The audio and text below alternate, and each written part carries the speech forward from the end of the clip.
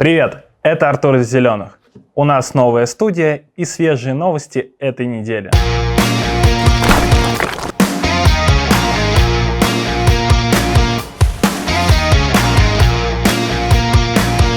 Начнем мы, как обычно, с нашей любимой рубрики «Вонь в городах». Вечером 23 сентября жители Новосибирска пожаловались на сильную вонь от реки Вторая Ельцовка. Стоишь в пробке полчаса, а вокруг вонь фекалий, которые наверняка сливаются в этот ручеек. И деться тебе некуда, затянуто все густым паром, а вонь просто безумная, сообщают местные жители. К слову, жалобы на запах от реки в районе пересечения улиц Колонды и Окружной поступают уже не первый раз. В мэрию был направлен запрос с просьбой прокомментировать состояние воды в реке Вторая Ельцовка. Вообще в Новосибирске постоянно возникают потрясающие запахи. Так, например, в сентябре жители города возмущались запахом гнили, трясины и сырой рыбы на Михайловской набережной. Он появился после того, как обмелела Обь. Летом многие новосибирцы остро ощущали неприятный запах, от которого першило в горле прямо в центре города. Видимо, это теперь такая новая особенность в Новосибирске, да и чего уж греха таить во многих других российских городах. Я люблю зеленый цвет, но только не когда река становится зеленой. Экологическую катастрофу локального масштаба зафиксировали активисты общественной организации «Гражданский патруль» на реке Ай в городе Златоуст Челябинской области. Представители гражданского патруля получили сигнал, что вода реки Ай вблизи металлургического завода Златоуста внезапно окрасилась в грязно-зеленый цвет. Причины происходящего неизвестны, однако общественники уверены, виной тому слив химических отходов. Активисты заявили, что в сентябре уже нельзя списать загрязнение такого рода на цветение водорослей, учитывая, что на улице снег летит.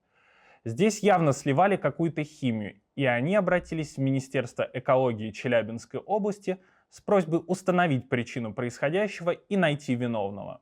Кстати, летом этого года массово вымерла рыба на той же реке, однако чиновники, прибыв на место через несколько дней, якобы не смогли обнаружить причину происходящего.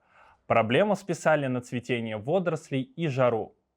Интересно, какую причину выдумают чиновники сейчас?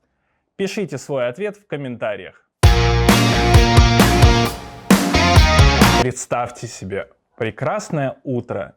Вы подходите к окну и обнаруживаете на подоконнике толстый слой сажи. Такое случилось в Омске.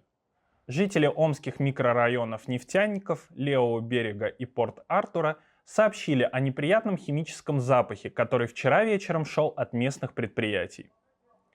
Неприятный запах, не знаю, как это химическое соединение называется. Двигаясь по городу в течение дня, я понимаю, что Левый берег, Нефтяники, там вообще дышать нечем. Периодически ощущаются вот эти выбросы с утра. Складывается ощущение, что кто-то ночью открывает задвижку, что это управляемый процесс, рассказал местный житель. Министерство природных ресурсов и экологии Омской области сообщило, что в ночь на 23 сентября в городе наблюдались метеоусловия, неблагоприятные для рассеивания выбросов. После жалоб горожан в Кировский и Советский округа выехала передвижная эколаборатория. Замеры показали превышение предельно допустимой концентрации фенола. Слушайте, я сейчас очень сложную для восприятия вещь скажу, но все же, может быть, уже хватит травить людей. Я недолго думал над названием этого сюжета, потому что оно самое подходящее. Почему? Хотя бы потому, что в Волге произошел очередной разлив нефтепродуктов из-за того, что особо одаренные гении решили распилить корабль прямо в воде. Да-да, вы не ослышались. АО «Астраханский универсал Порт» пытался распилить судно в водоохранной зоне Волги. В результате произошло загрязнение водоохранной зоны мусором и нефтепродуктами. Глава Росприроднадзора Светлана Родионова рассказала, что специалисты ведомства отобрали на месте происшествия пробы воды и почвы. Кажется, некоторые предприниматели думают, что утилизировать судно не сложнее, чем сдать ненужную бочку в Чермет, отметила она.